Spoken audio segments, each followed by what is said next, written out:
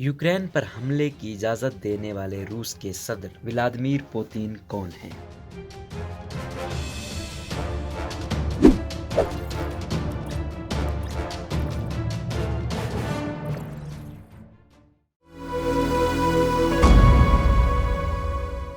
रूस के सदर व्लादिमीर पुतिन के यूक्रेन पर हमले ने शायद बहुत से लोगों को हैरत में मुब्तला कर दिया है। ये सन 2014 में क्रीमिया के रूस से इल्हाक के बाद उनके खित्ते में दूसरी बड़ी मुहिम जुई है। ताहम ये बात अहम है कि रूस के असर व रसूख को सामने लाने की अपने अज़म में पुतिन ने कभी हिचकिचाहट का मुजाहरा नहीं किया। व्लादिमीर पुतिन सन 2000 से बरसर इक़्तिदार हैं। इस अरसे के दौरान वो रूस के सदर और वजीर आज़म के ओहदों पर फायज रहे। यूं सन 1953 में सोवियत यूनियन के आमिर हुक्मरान जोसेफ स्टालिन की मौत के बाद वो रूस के दूसरे ऐसे रहनुमा हैं जिन्हें सबसे तवील अरसे तक मुल्क पर हुक्मरानी का एजाज हासिल हो चुका है। यूं तो व्लादिमीर पुतिन की सदारत की मुद्दत सन 2024 तक है, मगर सन 2020 में मुतनाज़ा आईनी इस्लाहात पर रायशुमारी के बाद अब वो अपनी चौथी मुद्दत पूरी करने के बाद भी हुक्मरान रह सकते हैं। इन आईनी इस्लाहात के बाद वो सन 2036 सदर के मनसब पर फायज रह सकते हैं। ताहम ये बात अहम है कि वो इस ओहदे तक कैसे पहुंचे हैं। यूक्रेन पर हमले के बाद इस वक्त वो दुनिया भर की खबरों में नुमायां हैं। यहाँ व्लादिमीर पुतिन की सियासी और जाती जिंदगी पर एक नजर दौड़ाते हैं। साबिक जासूस। नाकदीन के मुताबिक व्लादिमीर पुतिन की शख्सियत में सोवियत दौर के औसाफ ने उनकी दुनिया के बारे में राय को तश्कील दिया है। सोवियत यूनियन का शिराजा बिखरने से कबल पुतिन रूस की बदनाम ज़माना इंटेलिजेंस एजेंसी KGB में जासूसी के फ़राइज़ सर अंजाम दे रहे थे। उनकी मुताद्दिद दोस्त खुफिया एजेंसियों से ताल्लुक़ रखने वाले ही है। सदर पुतिन ने सन 1990 की दहाई के आगाज से अपना सियासी सफर शुरू किया। आगाज में पुतिन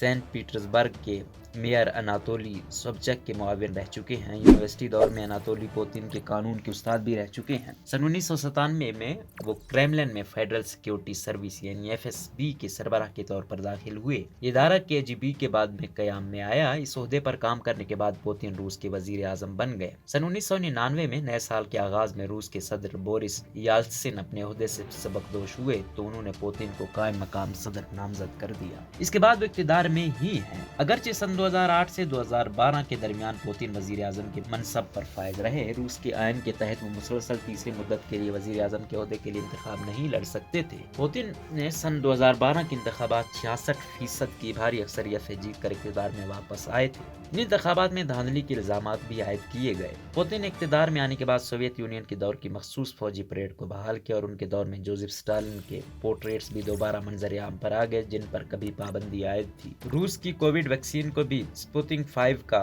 नाम दिया गया। इस वैक्सीन का नाम स्पुतनिक की मुनासबत से रखा गया जो सन 1957 में दुनिया की सबसे बड़ी मसनूई सैटेलाइट थी। पुतिन ने सोवियत यूनियन के टूटने को 20वीं सदी की सबसे बड़ी जुग्राफियाई तबाही करार दिया था और वो सन 1997 तक नेटो के रूस की सरहदों तक फैलाव के भी सख्त नाकिद रह चुके हैं। मगरबी ममालिक से सर्द महरी पर मबनी ताल्लुकात। इससे कबल रूस और यूक्रेन में उस वक्त कशीदगी पैदा हुई जब मास्को ने शाम में बशार अल असद की मदद के लिए अपनी फौजी उतारे, जिससे मगरबी ममालिक में सदर पुतिन पर शकों को शुबहात में मजीद इजाफा हुआ। इस दौरान मगरबी ममालिक के साथ ताल्लुकात इतनी सर्द महरी का शिकार हो गए कि जैसे सर्द जंग के दौरान थे। ताहम साबिक अमेरिकी सदर डोनाल्ड ट्रंप का दौर इससे मुस्तस्ना है जिन्होंने खुलकर अपने रूसी मनसब की तारीफ की, जबकि ट्रंप के बाद आने वाले अमेरिकी सदर जो बाइडन ने पुतिन को लफ्ज कातिल से ताबीर किया। एक ताकतवर तासुर। पुतिन ने ताकतवर होने का अपना तासुर भी कायम रखा जो उन्हें इंतखाबी मार्के में एक स्टंट्समैन के तौर पर भी मदद की। जैसे सन 2000 में वो चेचनिया में एक जंगी त्यारे में सवार होकर गए और बहर अस्वद में सन 2011 में रशियन बाइकर्स फेस्टिवल में उनका नमूदार होना भी इसी तसलसल की एक कड़ी है। ताहम पुतिन ने रूसी मीडिया में अपना एक नरम दिल पहलू भी पेश किया,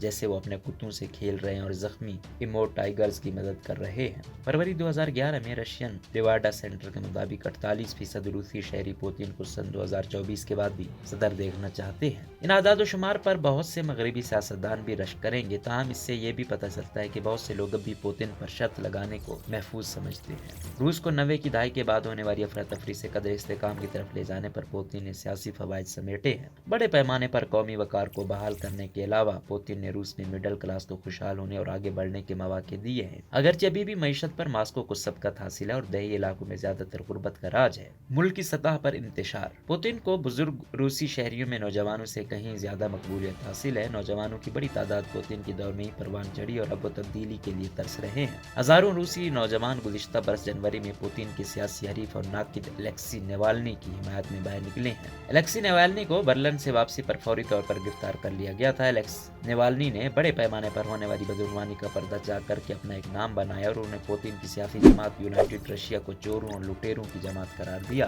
روس میں شروع ہونے والے مظاہرے گزشتہ برسوں کے سب سے بڑے مظاہروں میں سے تھے۔ ان مظاہروں پر پولیس نے دھاوا بولا اور ہزاروں مظاہرین کو حراست میں لیا۔ الیکسی نوالنی اس وقت جیل میں اور ان کی صحت بھی خراب ہے۔ انہیں ایک متنازع بدعنوانی کے مقدمے میں قصوروار قرار دے دیا گیا تھا۔ یہ مغربی ممالک سے پوتین کے تعلقات کی اتنی خرابی کی ایک اور وجہ ہے۔ اگست 2021 میں الیکسی نوالنی کے دماغ کو متاثر کرنے والی دوائی کے ذریعے مارنے کی کوشش کا الزام فیڈرل سیکیورٹی سروس پر عائد ہوئی تھی۔ نویچوک ایک ایسا زہریلا ہتھیار ہے جسے روس کے سابق خفیہ ایجنسی کے سربراہ سرگئی اسکرپل اور ان کی بیٹی یولیا کو سن 2018 میں برطانیہ میں مارنے کے لیے استعمال کیا گیا تھا۔ پوتین نے مشہور سیاسی رہنماؤں اور دیگر کارکنوں کے خلاف اس طرح کے عملوں میں کسی بھی تعلق کی تردید کی ہے۔ بچپن میں مشکلات۔ ولادیمیر پوتین نے لینگارڈ، جسے اب سینٹ پیٹربرگ کہا جاتا ہے، کے سرکاری کوارٹر میں پلے بڑھے۔ وہ مقامی لڑکوں کے ساتھ یہاں لڑائی جھگڑے بھی کرتے تھے۔ وہ ایسے لڑکوں سے بھی لڑ لیتے جو ان سے عمر میں بڑے اور طاقتور ہوتے تھے۔ اس چیز نے انہیں جوڈو کراٹے سیکھنے کی جانب راغب کیا۔ کریملن کی ویب سائٹ کے مطابق تعلیم مکمل کرنے سے قبل ہی پوتین سوویت یونین کی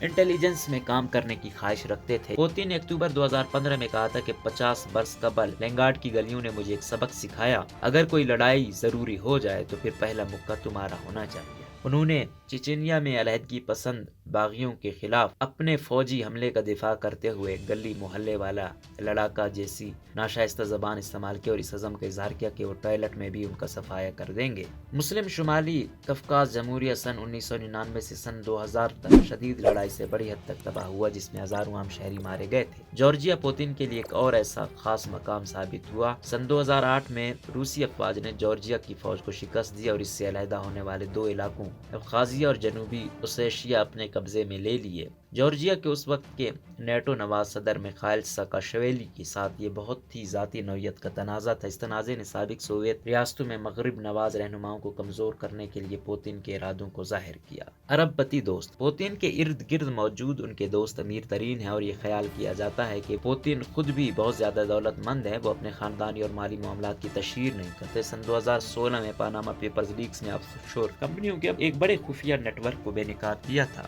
جس کی ملکیت پوتین کے ایک دیرینہ دوست سرگئی رولڈوگن کی ہے۔ پوتین اور ان کی اہلیہ لیون میلا نے تقریباً 30 سال قبل ہونے والی شادی کے بعد سن 2013 میں علیحدگی اختیار کر لی تھی۔ انہوں نے پوتین کو بہت زیادہ کام کرنے والا رہنما کے طور پر بیان کیا۔ خبر رساں ادارے روئٹرز کے تحقیقات کے مطابق پوتین کی ایک بیٹی کترینا ماسکو اسٹیٹ یونیورسٹی میں ایک اعلیٰ انتظامی عہدے پر فائز ہیں اور ایکروبیٹک راک اینڈ رول مقابلوں میں پرفارم کرتی ہیں۔ پوتین کی سب سے بڑی بیٹی ماریا تعلیم کے شعبے سے منسلک ہیں اور وہ اینڈوکرائنالوجی میں تخصیص کر رہی ہے۔ حب الوطنی کی چھاپ۔ پوتین کی حب الوطنی کا برانڈ روسی میڈیا پر چھایا ہوا ہے، جو ان کے حق میں کوریج کا باعث بنتا ہے۔ صدر کے طور پر اپنی پہلی 2 مدتوں میں پوتین کو تیل اور گیس سے حاصل ہونے والی ٹھیک ٹھاک قسم کی آمدنی سے حوصلہ ملا، جو روس کی اہم برآمدات ہیں۔ زیادہ تر روسیوں کا معیار زندگی بہتر ہوا، لیکن روس نے جمہوریت میں کمی کی صورت میں اس کی قیمت بھی چکائی ہے۔ سن 2008 کے عالمی مالیاتی بحران کے بعد سے پوتین نے معیشت کی بہتری کے لیے سخت محنت کی، جو کساد بازاری اور حال ہی میں تیل کی قیمت میں اضافے کی وجہ سے گراوٹ کا شکار ہے۔ روس بہت سے غیر ملکی سرمایہ کاروں اور اربوں ڈالر کی سرمایہ کاری کے مواقع سے بھی محروم ہو گیا ہے۔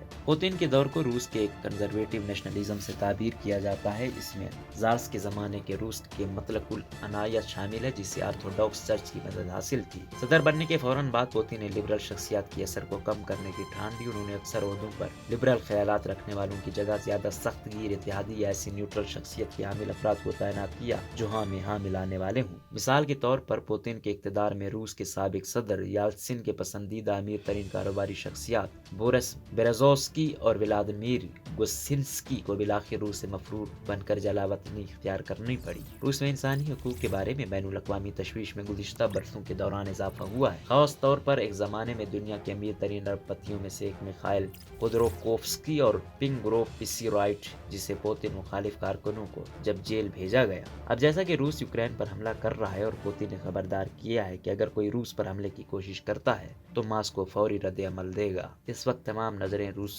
کے صدر ولادیمیر پوتین پر ہیں کہ وہ آگے کیا کرتے۔ روزنامہ قدرت کی ویڈیو دیکھنے کے لیے ابھی یوٹیوب چینل پر سبسکرائب کریں اور بیل آئیکن پر بھی کلک کریں۔